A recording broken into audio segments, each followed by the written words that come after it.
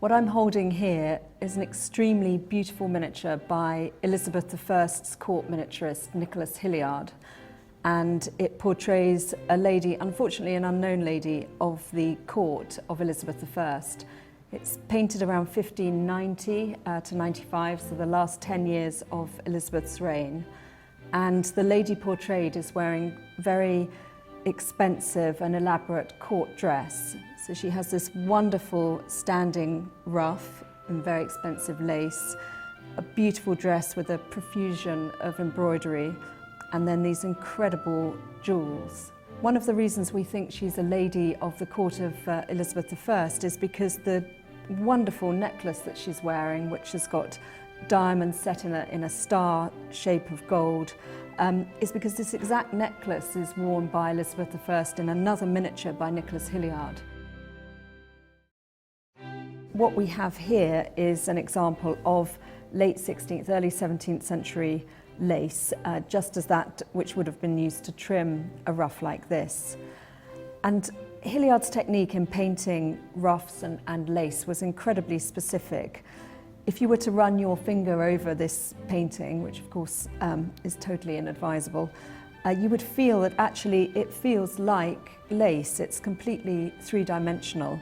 In painting ruffs and lace, Hilliard used an incredibly thick white paint, which actually stands proud of the vellum, and in raking light looks three-dimensional. And in that way he could recreate this incredibly expensive lace and the wonderful detail on the edges of the ruff. And you can see here as well, she's wearing a sort of crown of lace. This is a miniature by the miniaturist Isaac Oliver, and there's actually some controversy over whether the sitter in this portrait is a man or a woman. We think it's more likely to be a woman, but she is wearing extraordinarily masculine dress. She has this black doublet on, an orange sash over her shoulder, which is gathered high on the shoulder in the same way that a military man might wear such a sash. And she's also wearing this hat with a hat jewel, again, a really male item of clothing. And then she's clutching here a lovelock, which is a piece of hair that she's grown slightly longer than the rest of her hair, onto which she might attach a ribbon or a ring that was given to her by a lover. It's quite an interesting miniature in that it's making quite a bold statement about dress. The wearer probably would only wear this type of dress for a portrait of this size, a portrait miniature, rather than a large oil painting that would be seen by many people. This is one of the very few portrait miniatures of the early 17th century which survives in its original locket case. And inside is the most beautifully preserved miniature by Isaac Oliver, dated 1617, which was the year in which he died. It's beautifully painted portrait of a gentleman who we think was probably the second Marquis of Hamilton. And he's wearing armour which is edged with gold and this wonderful military style green sash going over his shoulder. He was promoted by James I when he met the king during James's progress through Scotland and promoted to the Privy Chamber. And then he died in his 30s, and it was rumoured that he was poisoned by the Duke of Buckingham, who was incredibly jealous of this young man's success and good looks. Like his father, Henry VIII, Edward VI really knew the power of portraiture. And like his father, portraits of Edward came in all shapes and sizes, full-length portraits measuring 5 foot high through to tiny portrait miniatures such as this. The artist who painted this work we think could perhaps be Lavina Teerlinck, who was a female artist working at the court at that date. It's possible that she was looking to a larger picture when she painted this likeness. It's possible this derives from a full-length portrait of Edward painted by an artist called Guillaume Scrotz in 1550. But the detailing is exquisite. He's wearing a black jacket with fine embroidered gold up the front and over the shoulders, and this amazing jewelled hat on his head. Of all the portraits of Edward, surely this portrait miniature, designed to be held in your hand, is one of the most intimate. Let me introduce you to Thomas Phones, twice Mayor of Plymouth, and shown here in a portrait miniature by Isaac Oliver. painted around 1605. It's quite hard to imagine now, but back when this work was painted over 400 years ago, Plymouth was a busy trading port. In fact, it was one of the epicentres of English trade. Merchants, like phones, would gather around the harbour, making trades with each other. It was a busy time. Money was made and money was lost on the rolling seas. Phones are shown here, every bit of the young, wealthy man he was. He's wearing his black jacket, his perfect lace collar, which we know was actually extended later by the artist, with his long hair, beard and lover's knot sort of flinged over his shoulder. What's really nice about this work is that for the last 400 years since it was painted, it has remained in the possession of the family until now.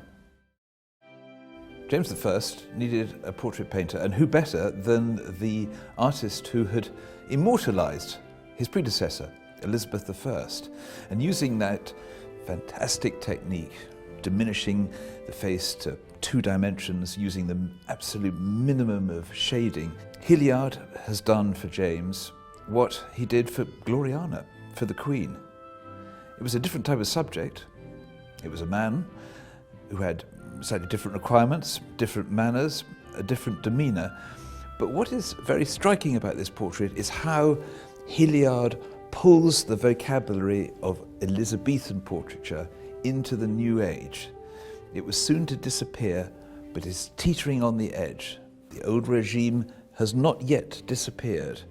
Here is James I, not as we get to know him later on, treated as if he's Elizabeth I.